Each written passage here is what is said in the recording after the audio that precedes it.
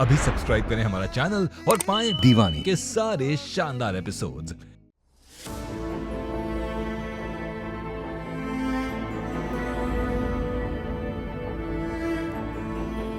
आपने नाम लिया और हम आ गए।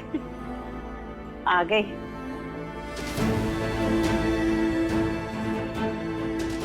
तुम तो होली खेलने गई थी ना? हाँ। लग ही नहीं रहा है कि तुमने होली खेली है, बस ये हल्का सा गुलाल लगा है।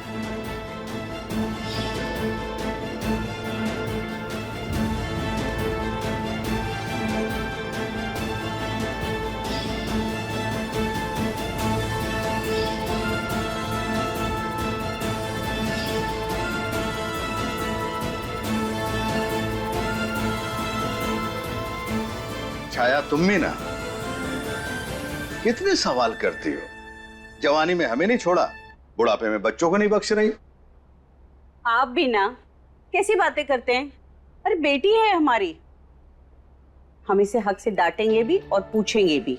और वैसे भी बचपन में हम इसे कितना डांटते थे, लेकिन हमारी एक बात नहीं सुनती थी और बाहर जाके इतनी होली खेलती थी। या तो अपने दोस्तों को भूत बना कर आती थी या तो खुद भूत बन के आती थी। हमारी प्यारी माँ, वो हम इतने सालों बाद लौटे हैं ना, तो पहले तो हमारे फ्रेंड्स हमें देखकर चौंक गए। उसके बाद इतना खुश हुए और बहुत सारी बातें की और इतनी बातें की कि इस सब में होली वोली खेलना तो हम भूल ही गए। और आप तो हमें जानती ही है ना, एक बार हम बात करना शुरू करते हैं तो बस ऐसे करते करते तो टाइम बीत गया। फिर हमने सोचा कि आप लोग भी हमारी राह देख रहे होंगे ना, तो हम यहाँ आ गए जल्दी।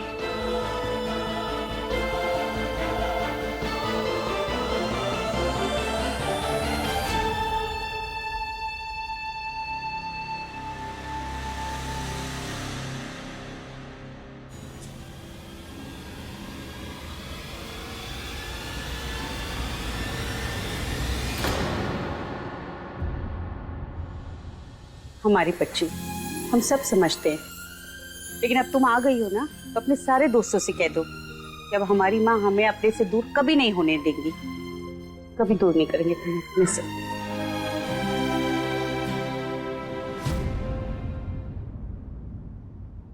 लीजिए दादी, दवा खा लीजिए। पानी। रुको, अब हमें इस दवाई की कोई जरूरत नहीं है। हमारी जीती जागती दवाई जो आ गई है, तुम जो आ गए हो। बैठो, अरे बैठो। देखो बेटा, अब ना थोड़े ही दिन में हम भले चंगे हो जाएंगे। पार्थ, लल्ला, हमारी फिक्र छोड़ो, हमें तो तुम्हारी चिंता हो रही है। देखो ना, कितने दुबले हो गए हो। पहले तो कितना हंसता खेलता चेहरा था हमारे लल्ला का। अरे पूरा दिन हम नजर उतारते फिरते रहते थे। सत्यानाश हो जेल का और पुलिस का, कैसे क्या हाल कर दिया है। पर अब देखना, अब तुम आ गए हो ना, तो कल से हमारे हाथ से खाना खाओगे ना, तो एक ही हफ्ते में तुम पहले जैसे हो जाओगे। पानी लेके आते हैं खाली। लल्ला, एक काम करना, साथ में कैंची भी लेके आना। कैंची क्यों दादी? क्योंकि हम तुम्हारे बाल काटने चाहते हैं। लगता है इन बालों में ढेर सारा दुख और तकलीफ उलझे हुए हैं। एक बार काट लेंगे ना, तो पनौती भी चली जाएगी। पहले लोग बोलते थे ना कि लंबे बाल और लंबे नाखून, उसमें शैतान का वास होता है, तो उससे जब भी छुटकारा मिले ना, छूट जाना चाहिए, है ना?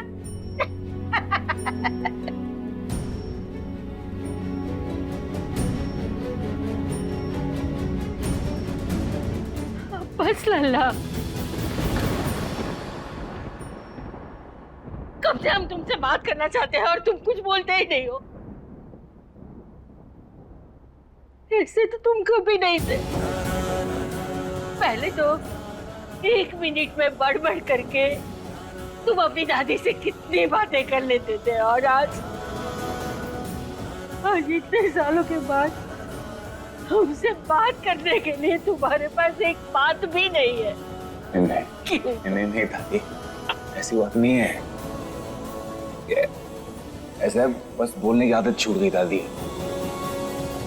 किससे बात करते हो और खुद से भी करते तो कितनी, इसलिए बस चुप्पी से दोस्ती कर ली हमने। इतना शांत तो हमने उन्हें आज तक कभी नहीं देखा बिट्टू। पहले वाले पार्थ के आसपास तो बस जिंदगी, शोर शराबा बिखरा होता था, लेकिन ये पार्थ, इनकी तो रूह तक बस सन्नाटे से भर गई है। बहुत बुरा लगा हमें उन्हें आज ऐसे देखकर। आई डोंट केयर आपको कैसा लगा उन्हें देख के, आप ये सब हमें क्यों बता रही हो? ऐसे क्यों कह रही हो बिट्टू? हम तो बस ये कह रहे हैं कि पार्थ बहुत बदल गए। हर कोई बदलता है दीदी वक्त के साथ, बस आप ही नहीं बदली हो। और बेहतर होगा कि आप बदल जाओ। मान लो कि पार्थ आपके लिए बना ही नहीं था और लाइफ में आगे बढ़ो।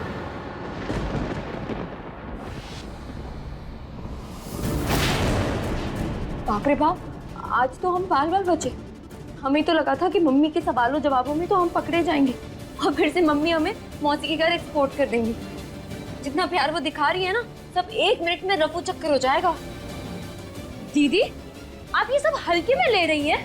आपको अभी भी पार्थ ही नजर आ रहा है, हमारा परिवार नहीं दिख रहा आपको? ऐसे क्यों कह रही हो बिट्टू? परिवार तो सब कुछ होता है, तुम सब जान हो हमारी। ओह प्लीज दीदी,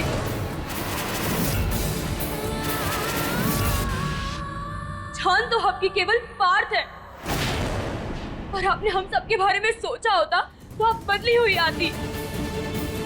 आपको कोई अंदाजा भी है कि हम यहाँ कैसे रहे इतने साल? आपके पीछे हमने कितना कुछ झेला है। आप तो बढ़िया मजे से मौसी के घर थे, और क्या हमने आपके किए की सजा भुगती है। आपके पैरों की जंजीरें हमारे पैरों में डाली गई, जानती हैं आप?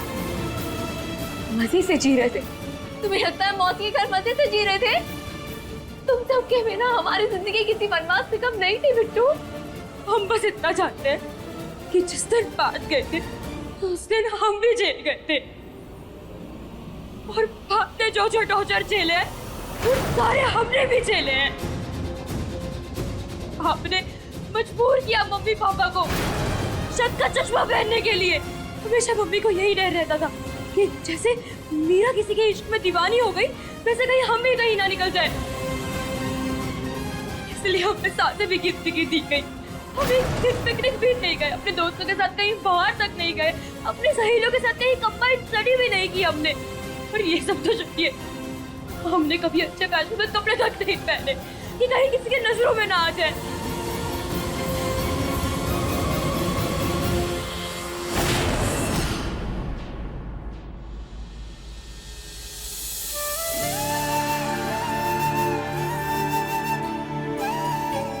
ये सब तुमने हमें पहले कभी क्यों नहीं बताया बिट्टू?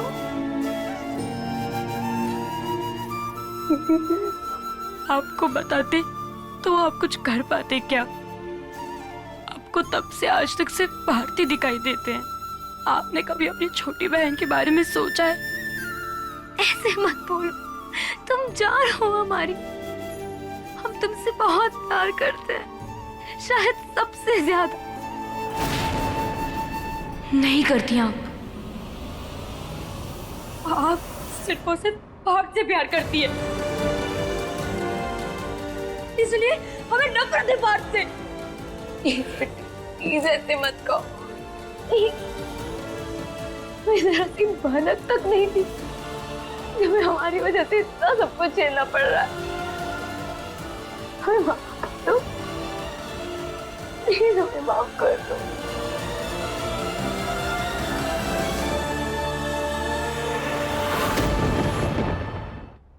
अब तो आपको पता चल गया ना दीदी,